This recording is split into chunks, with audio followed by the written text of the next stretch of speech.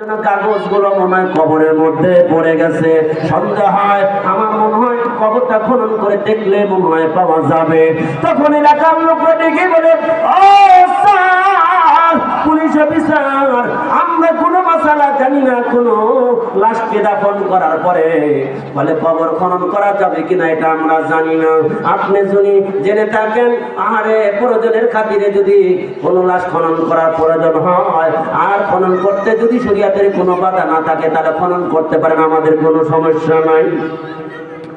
আমার Bharat police officer এলাকার লোকগুলোকে একত্রিত কইরা কবরস্থানে নিয়ে আসলেন। বন্ধু, কবরস্থানে নিয়ে এসে নিজ হাতে নিজেই খনন করা আরম্ভ করলেন। আর সবাই রেগে একত্রিত করে একটা ভাষণ দিয়ে দিলেন, মাসালা জানা দিলেন। আর বললেন, আমার মাসালা জানা আছে, আমি হুজুরের জবান থেকে শুনেছিলাম, বলে দাফন করার পরে অতি প্রয়োজন যদি দেখা দেয় তাহলে অতি প্রয়োজনের কারণে ওই দাফনকৃত লাশ খনন করে দেখা যায় আছে। এই জন্য আমি একটু খনন করবো, আমার লগে আপনারা থাকেন। উদাহরণ নিয়ে এবার যখন পুলিশ অফিসার ওই কবরটা খনন শুরু করলেন, আমার ভাইরা কবরটা খনন করতে করতে মাটিগুলো যখন সরাই ফেলছে, এবার যখন বাঁশের ছাউনিটা সরাবেন, আস্তে করে যখন বাঁশের ছাউনি সরা ফেলছে, পুলিশ অফিসার দেখি কবরের মধ্যে কোনো অন্ধকার নাই। মুহূর্তের মধ্যে আল্লাহ রাব্বুল আলামিন লাইটিং এর ব্যবস্থা করে দিয়েছেন, অন্ধকার দূর হয়ে গেছে।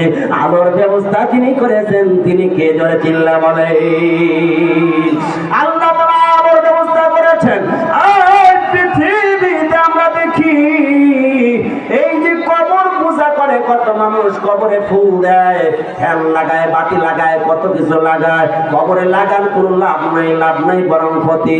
যতই বাতাস দেন, ফ্যান লাগান, কবরের মধ্যে যদি আগুন জ্বলে ফ্যানে কোনো কাজ হবে না, নিভাইতে পারবে না। আর কবরের মধ্যে দুর্গন্ধ শুরু হলে আরে সুগন্ধ মুড়ে দিলে কাজ হবে না। আরে আর কবরের উপরে মোমবাতি জ্বালাইলে কবরের মধ্যে যদি অন্ধকার শুরু হয়, ওই মোমবাতির আলো কখনো কবরে যাবে না। চিল্লা বলেন ঠিক কিনা? আমার ভাইরা তখন তিনি দেখেন একটা বাঁশের ছাউনি, একটা যখন ফলটা উঠে ফেলছে, সুবহানাল্লাহ, ভিতরে আলো দেখা যায়। শুধু আলো না, না না, ফুলের সুন্দর ডেকোরেশন দেখা যায়। ডেকোরেশন তো করছেন মালিকের অর্ডারে, ফেরেশতারা কইরা ফেলছেন। বন্ধুগণ, আমরা দুনিয়ার মধ্যে কত ডেকোরেশন করি, কত ফুলের ডেকোরেশন করি। কেউ যদি সম্মানিত ব্যক্তি মারা যায়, ফুলের ডেকোরেশন করি, কত কিছু করি। বন্ধু, লাভ নাই, লাভ নাই। যদি তুমি ফুলের কাজ করো তাহলে মালিক তোমার কবরের মধ্যে ফুল পৌঁছাইতে ভুল করবে না। চিল্লা বলেন ঠিক কিনা?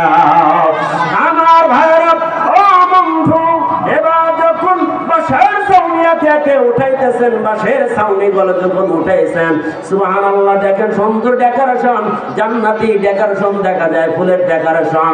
আর এমন খুশবু তার কবর থেকে আসতেছে যে এই খুশবু জীবনে কোনোদিন শোকে নাই। এমন খুশবু যে এই খুশবু জীবনে কোনোদিন নাকে ঘ্রাণ নিতে পারে নাই। এত সুন্দর খুশবু, এত সুন্দর ঘ্রাণ, আর এত সুন্দর আলো। আরে এবার তখন কি করলেন, ফুলগুলো সরাইয়া এবার যখন দেখলেন, চেক করে দেখেন তারপরে যেন পেপারস গুলো, কাগজগুলো সেখানে পড়া আছে, দিয়ে উঠাইলেন। উঠাইয়া এবার কি করলেন, বাঁশের ছাউনি বিছাইয়া মাটিগুলো দিলেন, হামোয়ার করে দিলেন, সমান করে দিলেন। সমান করে দেওয়ার পরে এবার তার মধ্যে আমার ভাইরা আগ্রহ জাগলো। আর আমার ভাইরা এই আগ্রহ জাগলো, এই লোকের কবরের মধ্যে আলো আসলো কেমনে? কোন আমলের কারণে কবরের মধ্যে আলো আসলো? কোন আমলের কারণে ফুল আসলো? কোন আমলের কারণে সুগন্ধি ছড়ে গেল? কোন আমলের কারণে? এই জন্য আজকের দিনটা নষ্ট হয়ে গেছে, নষ্ট হয়ে গেছে। আজকে খোঁজ নিয়ে দেখবো। এবার খোঁজ নিতে নিতে এই লাশটা কোন জায়গা, এই ব্যক্তির বাড়ি কোথায়, খোঁজ নিতে নিতে একদম ঠিক আছে, এলাকার লাস্টে বর্ডারে তার বাড়িতে চলে গেলেন। এবার পুলিশ অফিসার তার বাড়িতে গিয়া দেখে বাড়িতে কেউ নাই, শুধুমাত্র একজন তার মেয়ে আছে। মেয়েকে দূর থেকে ডাকলেন, ও মা,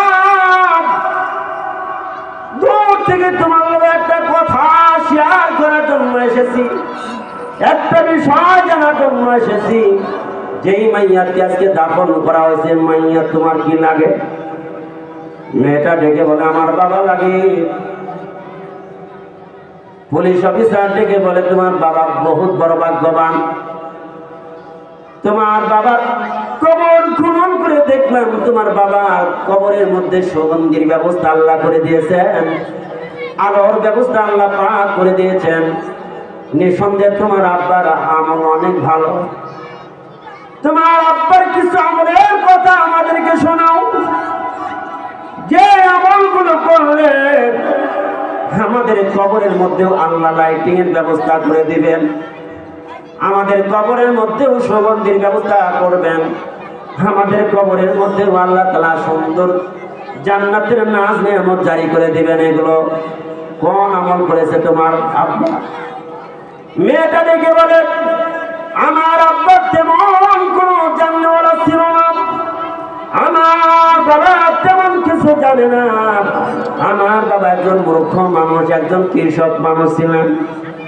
আমার বাবা পুরানো পড়া জানতো না, তেমন কোনো ভালো কিছু এলেন কালাম তার ছিল না, তেমন কিছু জানতো না। কিন্তু আমি দেখতাম আমার বাবা, এই যে দেখেন বাড়ির সামনে একটা ঘাটলা দেখা যায়, পুকুর দেখা যায়, এই পুকুরে গিয়া 5 বার আমি দেখেছি যখনই নামাজের টাইম হয়েছে তখনই ওযু করে নামাজে দাঁড়িয়ে গেছে। আমার বাবা একটা আমল করত, আমার বাবা একটা কাজ করত। এই যে তাকের মধ্যে দেখা যায় বাঁশের একটা ছাউনি দেয়া তাক বানানো আছে, ওই তাকের মধ্যে একটা বিশাল বড় একটা কিতাব আছে, বই আছে, চিনি না এটা কিসের বই আমি জানি না, আমি জানা নাই।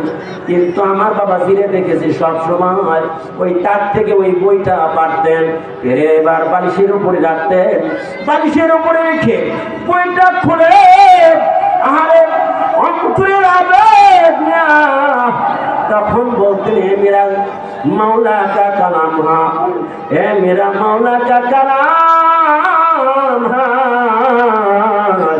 ए मेरा मौला का फरमान हा।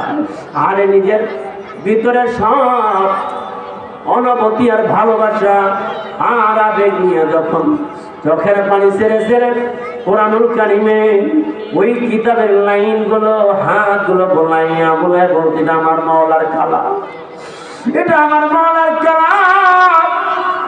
আরে জানি না পড়া জানি না, আমার মওলার কালাম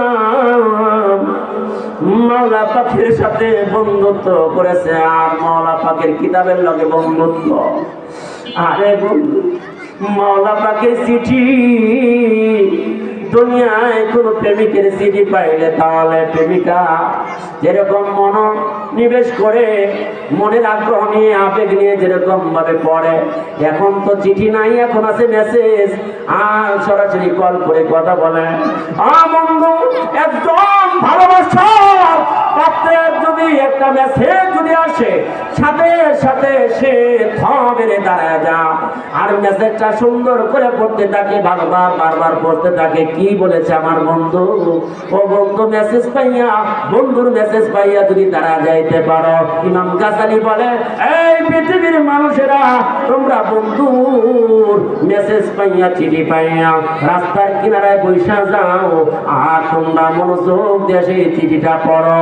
আর আমার মাওলার পক্ষ থেকে চিঠি আছে, ওই চিঠিটা তোমরা মনোযোগ দিয়ে পড়তে চাও না, ওই চিঠিটা মনোযোগ দিয়ে শুনতে চাও না, তোমরা তো মাওলা পাকের প্রেমিক হইতে পারো নাই।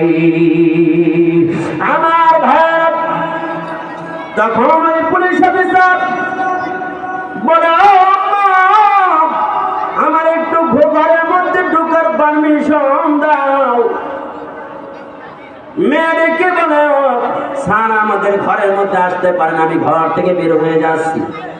পুলিশ অফিসার ঘরের মধ্যে গিয়া দেখে তাকের মধ্যে একটা পুরাতন কিতাব, এটা অন্য কোনো কিতাব, অন্য কোনো মানুষের লেখা বই না, অন্য কোন ধর্মের কিতাব না, অন্য কোন মনীষীর কোন বই না, অন্য কোন উপন্যাস না, মালিক আপনারে আমারে বানাইছে। এবার খুলে খুলে দেখে হায় হায় রে, লোকটা প্রত্যেকদিন তেলাওয়াত করতে পারে নাই, কিন্তু আবেগ আর ভালোবাসা এমন ছিল প্রত্যেকদিন ওই তাকে থেকে পেরে বালিশের উপর রেখে চোখের পানিগুলো টপ টপ করে পড়ছে, পৃষ্ঠার মধ্যে তার দাগ দেখা যায়। আর হাতগুলো বুলাইছে মোহাম্মদ আর ভালোবাসা নিয়ে বলতো, এ মেরা মাওলা কা কালাম হায়। বন্ধু, পুলিশ অফিসার তখন চিন্তা করে বের করলেন, নিঃসন্দেহে এই যে কোরআনের ভালোবাসা, এই কোরআনের ভালোবাসার খাতিরে আল্লাহ রাব্বুল আলামিন তার কোরআনকে তার জন্য বন্ধু বানিয়ে দিয়েছে, আর কোরআনের মধ্যে একেবারে সঞ্চালক করে দিয়েছে। কোরআন মানে আলো, আর যারা আলোর লগে সম্পর্ক করবে তারা আলোকিত হয়ে যাবে। কোরআনের কাজই হলো মানুষকে আলোকিত মানুষ বানানো। লোকটা যখন মারা গেছে, কোরআন তার কবরে আলোকিত করতে দেরি করে নাই। এই জন্য বন্ধু বলবো, কোরআন পড়বো, কোরআন শিখবো, কোরআনের রাজ কায়েম করার জন্য আমরা চেষ্টা করবো।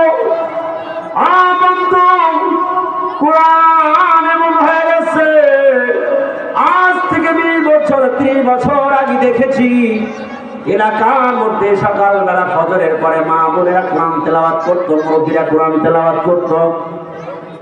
ফজরের নামাজ পড়ে বাজারে যাইতো, চা স্টল গুলো ফজরের পরে খোলা হয়ে যাইতো।